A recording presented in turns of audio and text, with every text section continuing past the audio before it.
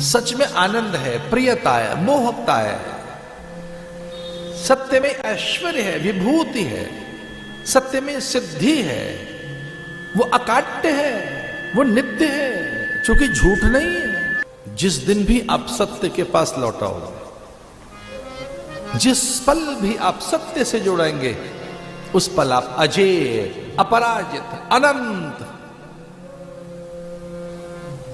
मोहक, प्रिय, सुचि, सुंदर और महान बन जाओगे। जिस दिन भी सच के पास लौटाओगे। झूठ से कोई आगे बढ़ा नहीं है। झूठ ने किसी को बहुत उन्नति नहीं दी है, क्योंकि वो है ही नहीं। जो झूठ है, जो मिथ्या है, जो है नहीं, जो तीन काल में नहीं था, बस अपने लोभ लाभ के लिए, हित सिद्धि के लिए, कुछ पल के लिए हमने प्रायोजित किया है उसको। वो हमारे अज्ञान की उपज है, हमारे लोभ के कारण जगा है वो। उसने भ्रमित किया है, असत्य ने हमको, झूठ ने। किससे सिद्धि है, मान है, सम्मान है, यश है, और ये लंबे समय तक आपको सुख देने वाला है।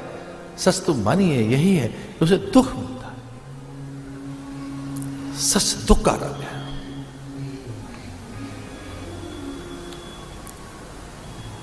उसका परिणाम निंदा है, उसका परिणाम बड़ा क्लेश है।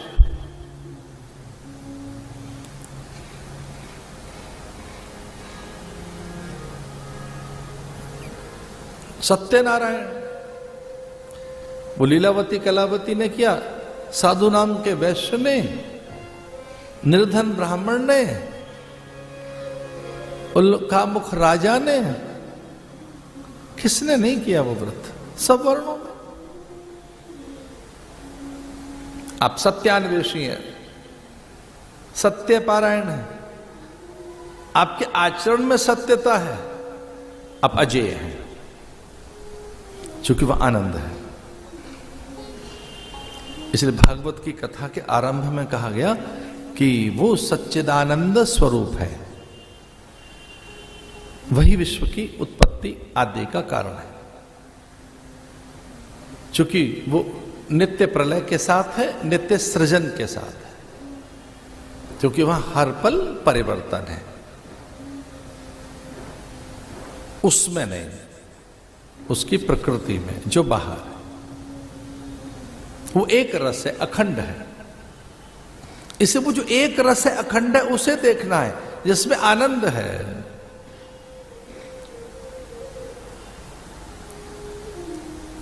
हम बाहर देख रहे हैं, यहां परिवर्तन है। हम बाहर देख रहे हैं, जो एक रस नहीं है। इसे वही दुख है। भागवत के पहले श्लोक में आता है, सच्चिदानंद रूपाय। वो सच्चिदानंद ही है। बिना रूप के नाम नहीं रखा जा सकता। रूप होगा तो नाम होगा।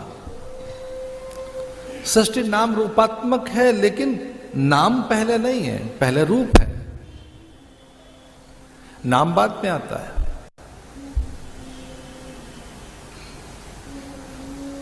आपकी जो रचना है, आपका जो सृजन है, कुछ भी जो आपसे प्रकट हो रहा है, जो आपकी अभिव्यक्ति है, जो कुछ भी आपसे निर्मित हो रहा है, जो भी निर्मिति है, जैसे आपने अपने हाथ में लेखनी ली और आपने ऐसे कागज पे कुछ रख दिया, वो उस लेखनी को अभी कुछ किया नहीं है और हटा लिया, तो बिंदु है।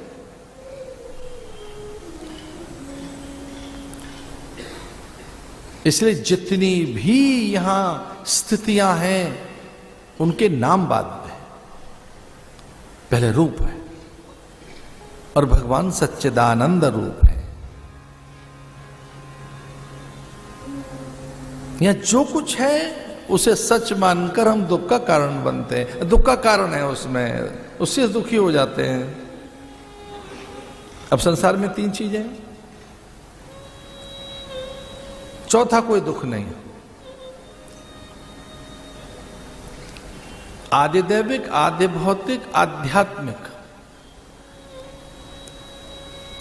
हमारे यहाँ वेद मंत्रों में 3 बार शांति बोली जाती है। ओम शांति शांति शांति।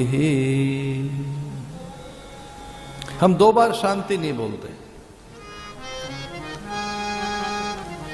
कुछ नए लोग हैं, ओम शांति शांति। बिल्कुल नवाचार जिनमें है, जो परंपरा से नहीं जुड़ना चाहते, जिन्हें कुछ ऐसा करना है, ओम शांति। थोड़ा सा और सरक कर ओम शांति शांति। ओम शांति शांति शांति।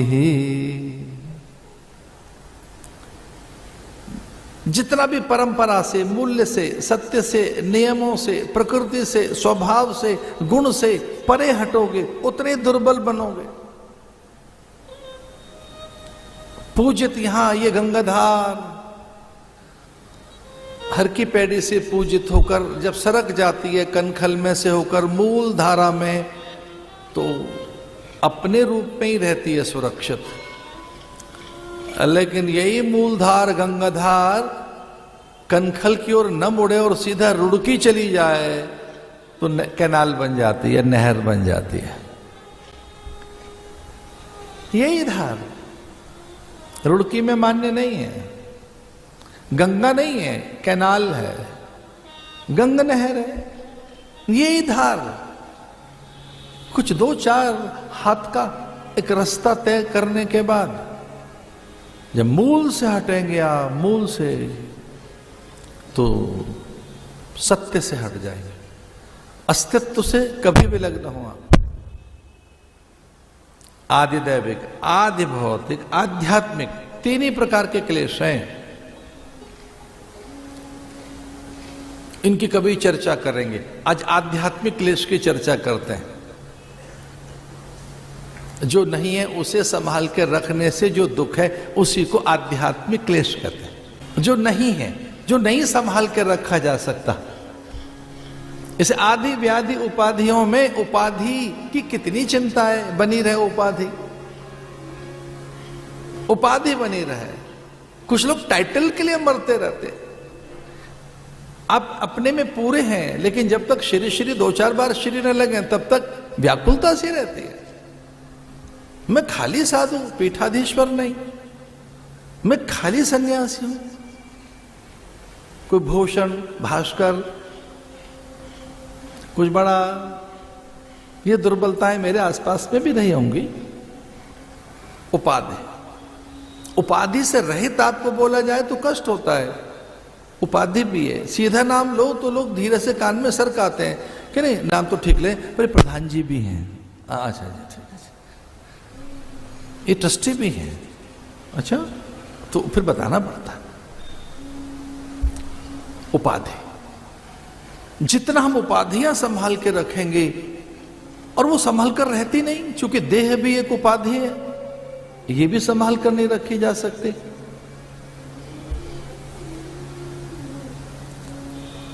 अभाव के दुख अज्ञान से बड़े होते जाते हैं।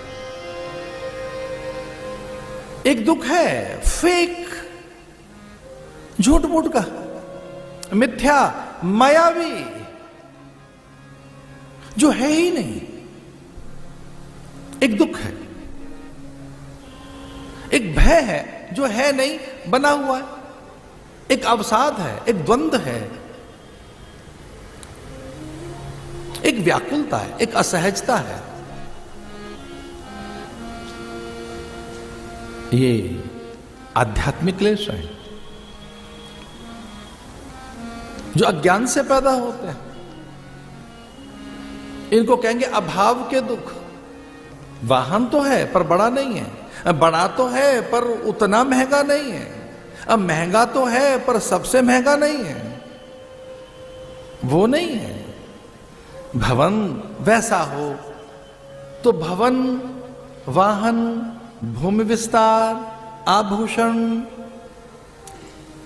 पद, और बड़ा पद है पर प्रतिष्ठित नहीं है, ख्यात नहीं है, चर्चित नहीं है, श्रेष्ठ नहीं है। श्रेष्ठ तो हैं, बड़े तो हो गए पर शिखरस्थ नहीं है, शिखर पे तो पहुंच गए, शीर्षस्थ नहीं है, शीर्षस्थ हो गए, प्रथमस्थ नहीं है। I am not first. मैं हूं तो सही 3-4 में, मैं भी एक हूं, पर मैं 3-4 में क्यों रहूं? मैं पहले 5 में तो हूं, पर मैं पहला क्यों नहीं हूं? आध्यात्मिक क्लेश, अभाव का दुख।